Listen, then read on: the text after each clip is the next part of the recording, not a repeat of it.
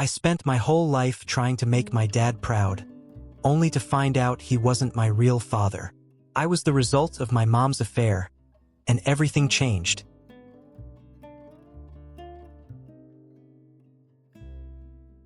Hey there, welcome to today's story. What are you up to right now? I hope you're ready to dive into something real.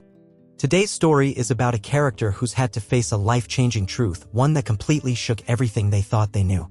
Have you ever been in a situation where your world was turned upside down? Maybe you felt that sting of betrayal or faced the weight of a hidden truth. Stick with me until the end to see how the character manages to move forward and start healing. Oh, and if you enjoy this story, I'd really appreciate it if you could help me hit 1,000 subscribers. It'll really motivate me to keep bringing more stories like this to you. Thanks so much.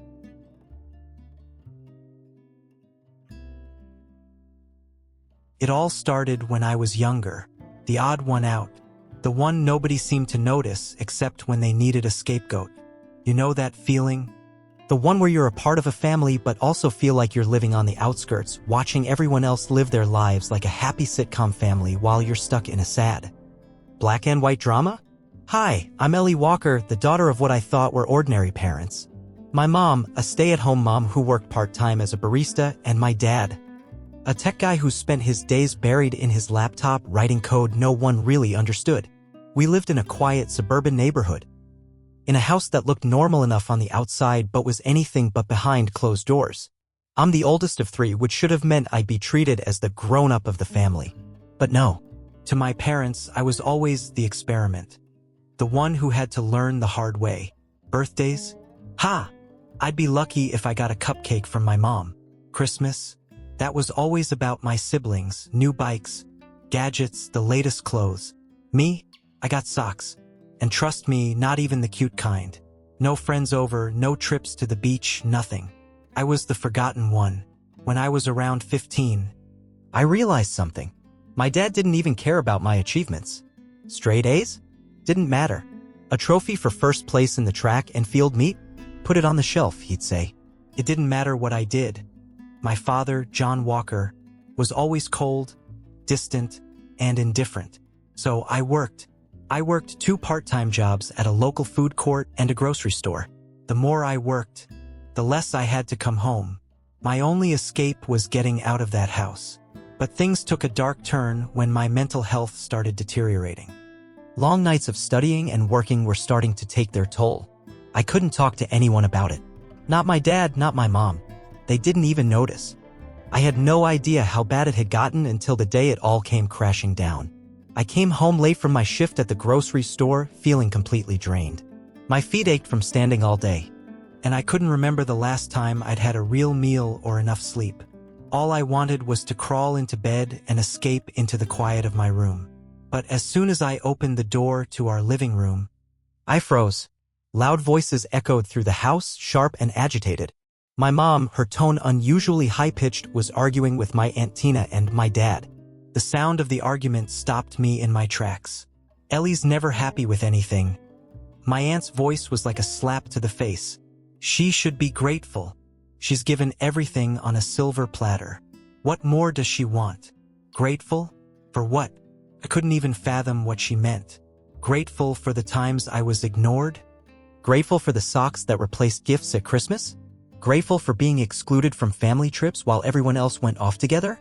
I wanted to scream, but I stayed still, listening. You don't know what it's like, I muttered under my breath, but no one heard.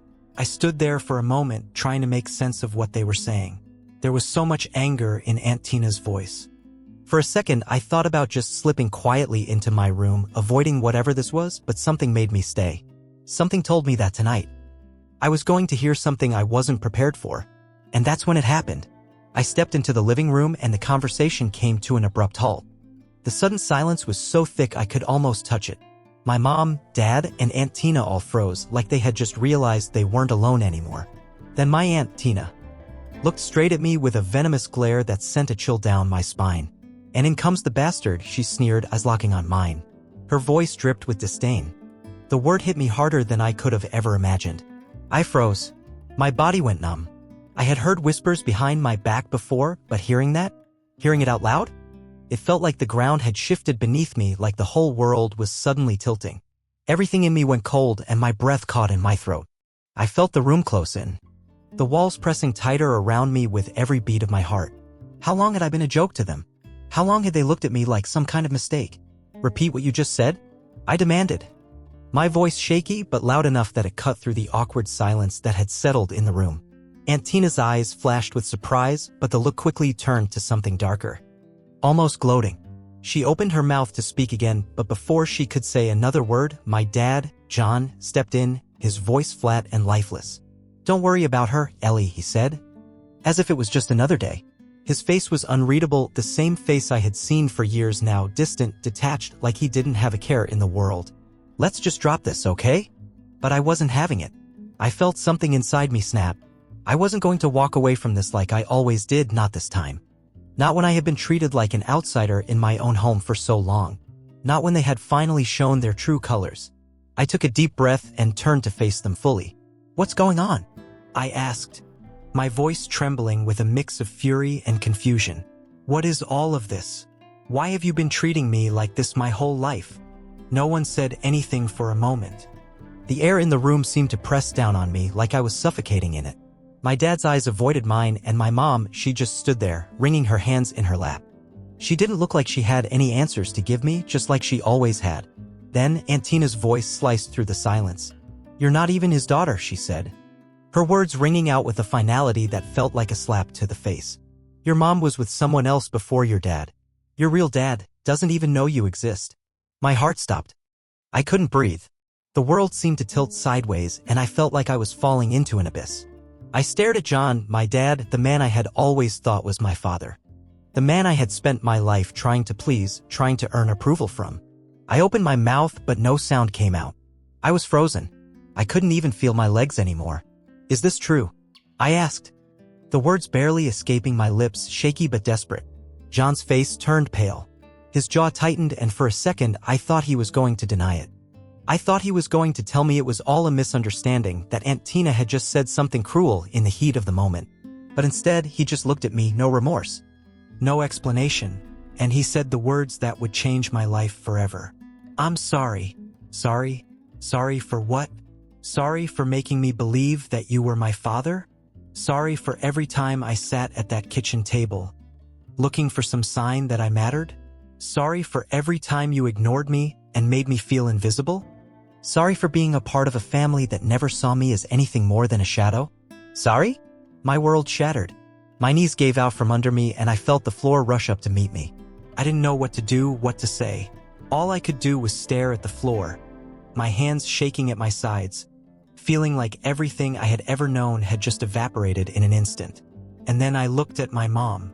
She wasn't crying, but her face was pale, her eyes wide, like she had just realized something horrible. She stood there, frozen, her hands pressed to her chest like she was trying to hold herself together. But it was too late. The damage was done. I didn't want to hear anymore.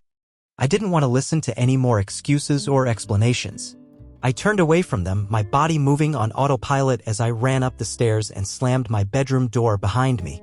I locked it for good measure, hoping that the sound would block out the words that would haunt me forever. I collapsed onto my bed, curling into a ball as tears flooded my eyes. I didn't know what to think or what to feel. All I could hear were the words echoing in my head, "You're not even his daughter." My entire life, everything I had ever done to try and be accepted, to try and prove myself, suddenly felt like it meant nothing. I was nothing. Knock knock. Now you're about to watch the best part of the story. But before that, make sure to subscribe to my channel so we can keep going together. The morning after everything changed, I woke up to a world that felt utterly different. My body was shaking, my head pounding, and the weight of what I had learned the night before hung over me like a dark cloud, suffocating me. I tried to push the memories away, but they clung to me relentlessly. The anger, the confusion, the sense of betrayal. It was all there, swirling in my mind, refusing to let me go. I didn't know how to face my mom, or John, the man I had called Dad, for as long as I could remember. The one who I tried so hard to please, to make proud, to gain the approval I had always been denied. How could I face him knowing that everything had been a lie? How could I look at my mom, knowing she had kept this secret from me for so long? I felt so alone, so completely isolated. The weight of my past seemed to crush me in a way I never thought was possible. Every moment, every smile, every word from them, it all felt like a lie now. I had been living in a story that wasn't mine, in a world that had been carefully constructed to keep me in the dark. And now, I felt like everything I had worked for, everything I had done to fit in, to make my family proud, was for nothing. I rolled out of bed, but my legs felt heavy, unsteady. I stood there for a while, staring at the floor, my thoughts too jumbled to make any sense of. The room felt too small. The silence was suffocating, and every breath I took felt like I was inhaling grief. Later that day, my mom came into my room. I heard her footsteps on the floor, slow and hesitant, as if she wasn't sure how to approach me. I didn't even turn to look at her when she entered. I couldn't. Not yet. I had been crying for hours, and I hadn't even noticed. My face was raw, my eyes swollen, my chest tight from the constant sobbing. I felt like my heart was broken, and I didn't know how to fix it. "Ellie," she said softly, her voice trembling. "I'm so sorry." Her voice was like a whisper in the wind, faint and distant. She sat down next to me on the edge of the bed, her presence warm, but not comforting. I wanted to push her away. I wanted to scream, to demand why she had kept this from me for so long. But instead, I stayed silent, letting the tears fall freely. "I should have told you a long time ago," she said, her words choking on their own weight. "I should have told you the truth, but I was scared. I didn't know how to. I didn't want to hear it. I didn't want to hear any more apologies. The damage was done. The truth had been exposed, and there was no taking it back. My entire life had been a lie, and I needed more than just apologies. I needed answers. I needed to understand why she kept this from me. I just want to know why," I whispered, my voice breaking. "Why didn't you tell me? Why did you let me live this lie?" She took a deep breath, as if steeling herself for what she was about to say. Her hands were trembling in her lap, and I could see the guilt written all over her face. But it wasn't just guilt. It was regret and fear. "When I was in college," she started, her voice distant, as if she were reliving a part of her life she had long buried. "I had a boyfriend. His name was Michael. We were living together. Things were complicated between us. We fought a lot, but we were young, you know? We thought we could handle anything." She paused, looking down at her hands, her fingers twisting together nervously. That was when it hit me. The pieces of my life that I had never understood, the gaps in the stories my mom used to tell me, they all started to come together. I had always known there was something off about their relationship, but I never questioned it. I never knew it was more than just a broken marriage. It was more than that, she continued, her voice cracking with the weight of the memories. "One night, we had a huge fight. I was angry and I went out with his best friend. I wasn't thinking clearly, and one thing led to another. The next morning, I realized what had happened. I was so ashamed, Ellie. I couldn't face Michael. He found out, and of course, we broke up. He was devastated. I didn't know what to do. My heart sank into my stomach. I knew what was coming. I knew the truth, but hearing it from her, hearing the pain and regret in her voice, it felt like another wound to my already broken soul. "I got pregnant," she whispered, as if the words were too heavy to say out loud. "I tried to reach out to Michael, but he disappeared. I couldn't find him. I didn't know what to do. And that's when John was there for me. He didn't care that I was pregnant. He didn't care about my past. He said he loved me, and I believed him. So I stayed with him. I married him. I couldn't believe what I was hearing. John, the man I had always called my father, wasn't the man I thought he was. He wasn't the one who had stepped up to love me, to care for me. He had just taken on someone else's mess. And while I had spent my life trying to earn his love and approval, he had never really cared for me at all. He had never been my father. He had never been the man I thought he was." As she spoke, I could feel the anger rise within me. The heat of it burned through my chest, making it hard to breathe. I wanted to shout at her, to tell her everything I had been feeling, everything I had bottled up for years. All the years I had tried so hard to make John proud, to make him see me, to get him to love me. All of it for nothing, for a lie. John wasn't just my dad. He was the man who had taken on the responsibility of someone else's mistake and pretended to be something he wasn't. He had never cared for me. Not really. As my mom finished telling me the story, I felt numb. All the rage, all the hurt, it had built up inside me, and now I didn't know what to do with it. I had spent my entire life trying to be what they wanted. And now, I was left with nothing but the truth. A truth that hurt more than any lie ever could. I stood up suddenly, unable to stay in that room with her any longer. Couldn't look at her. I couldn't look at the man who had never been my father. I couldn't look at the family I thought I had, only to find out it had all been a facade. I walked to the door, stopping just short of leaving. "I need to be alone," I said, my voice barely a whisper. And with that, I walked out of the room, leaving my mom in the silence where the truth hung between us like a cold, unspoken distance. After I found out the truth, I knew I had to get out. I couldn't stay in that house anymore. It wasn't just the betrayal from John. It wasn't just the fact that my entire life had been a lie. It was the overwhelming weight of the secret of the people I thought I knew. And the space I had once considered home now felt suffocating. I didn't want to be part of that family anymore. I didn't want to be surrounded by the lies, the manipulation, and the emptiness that had slowly consumed every moment of my life. There were too many memories I couldn't erase, too many things I couldn't forget. Everything in that house felt tainted. Like every smile, every meal, every family photo was just part of a performance, something to keep the facade intact. I had been living a lie, and now the mask had slipped, revealing the ugly truth. I started looking for places to stay. I reached out to friends, tried to make plans. My best friend, Jake, was the first person I turned to. He was the one person who had always been there for me, even when I felt like no one else cared. When I called him that night, crying, he didn't ask questions. He didn't judge. He just listened. And in his silence, I found comfort. "Just stay here as long as you need," Jake had said, his voice steady, warm. "You're not alone, Ellie. You never have to be alone again." His words should have been a relief, but instead, they felt like a lifeline, pulling me from one nightmare and into another, one where the unknowns loomed larger than ever. I wasn't sure what I wanted, what I needed. I just knew I couldn't stay in that house another night. But as the days passed, I felt more and more conflicted. I had spent my entire life trying to prove to John that I was worth his attention. All the late-night study sessions, all the sports tournaments, every school award. Every time I stayed home to help around the house instead of hanging out with friends, it was all meant to earn his approval, to make him notice me, to make him see me as someone worthy of his love, his care. And now I knew it was all a lie. John didn't care about me. Not really. He had never looked at me the way he looked at my siblings. I had spent my whole life in that house, trying to be seen, trying to fit into a family that never truly accepted me.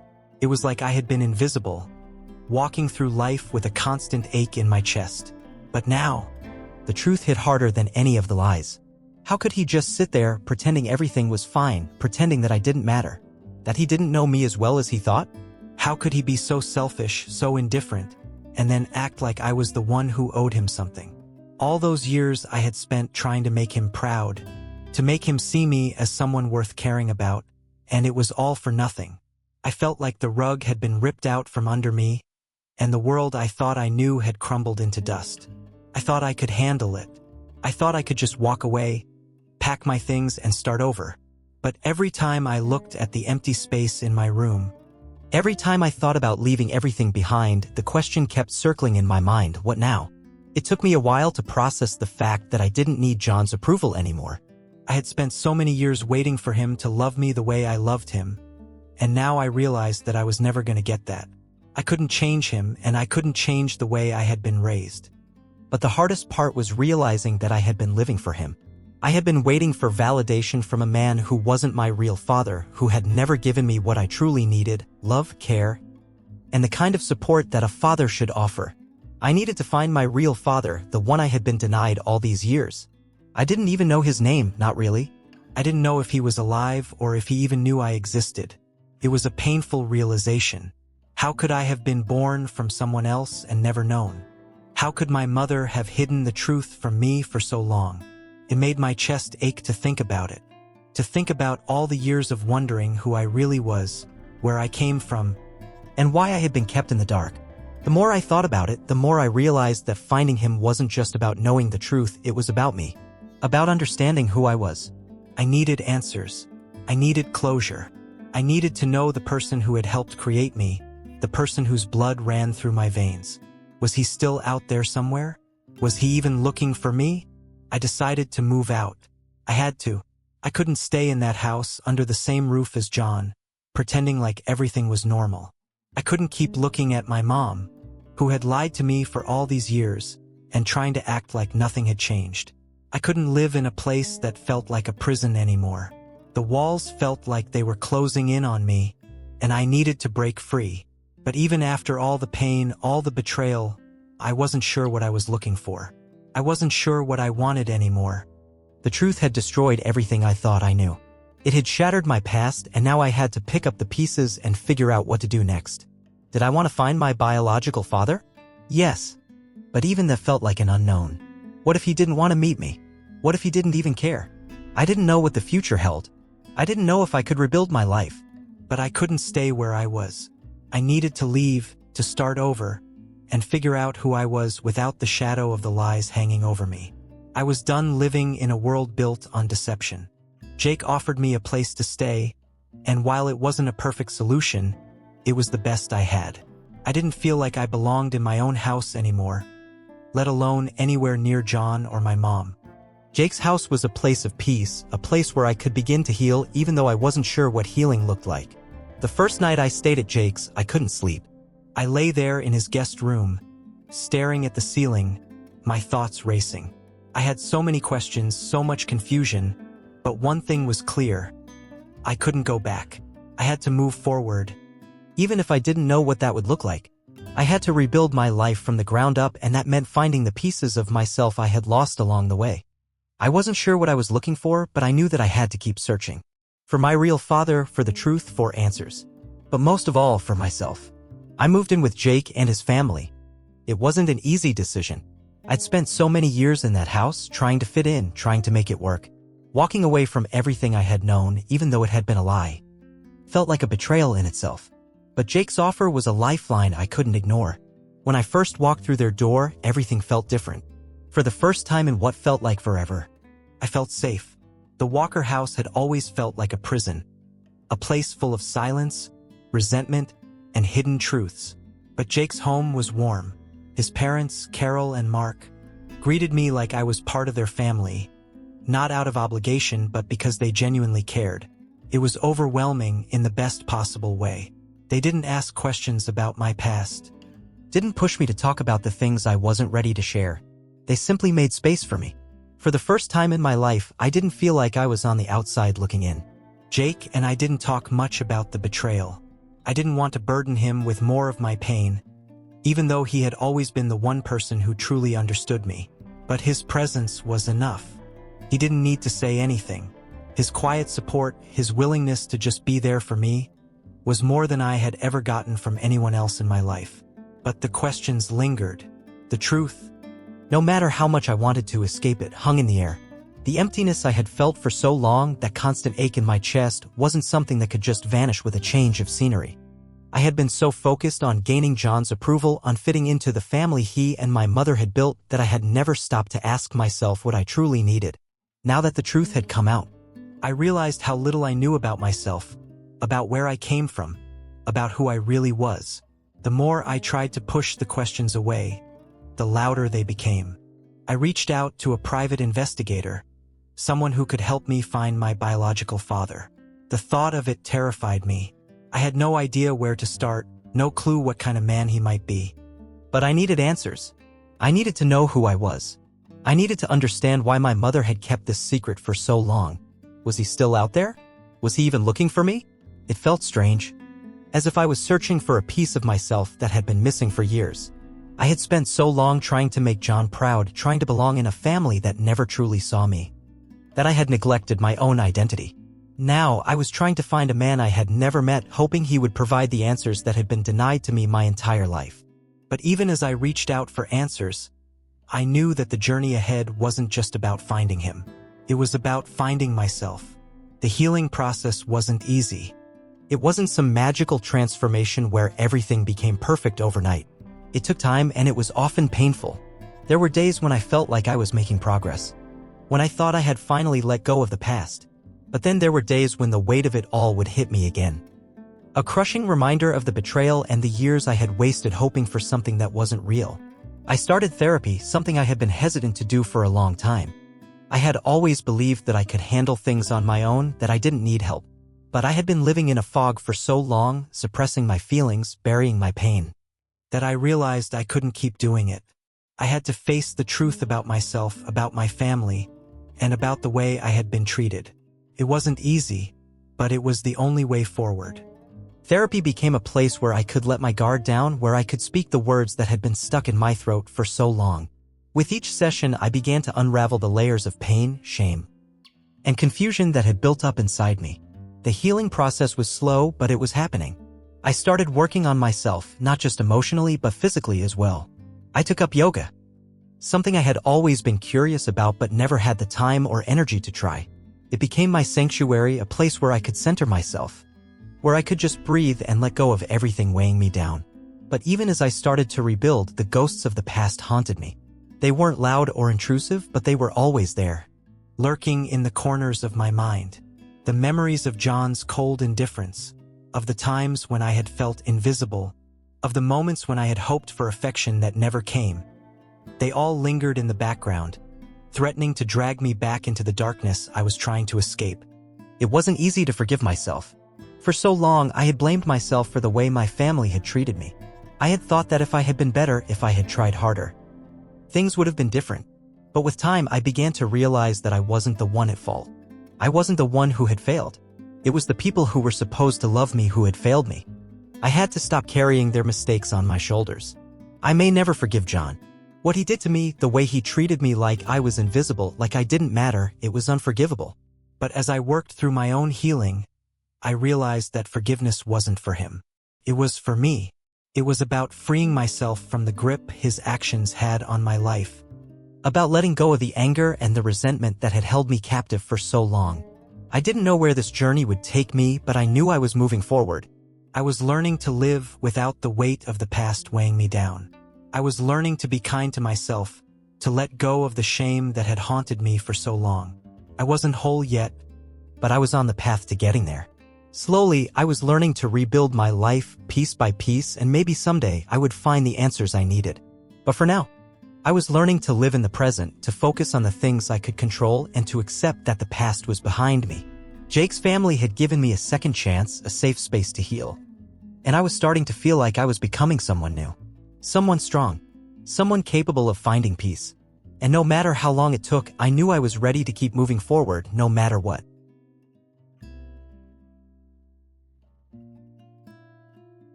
So, what do you think? I'd love to hear your thoughts and feelings on today's story.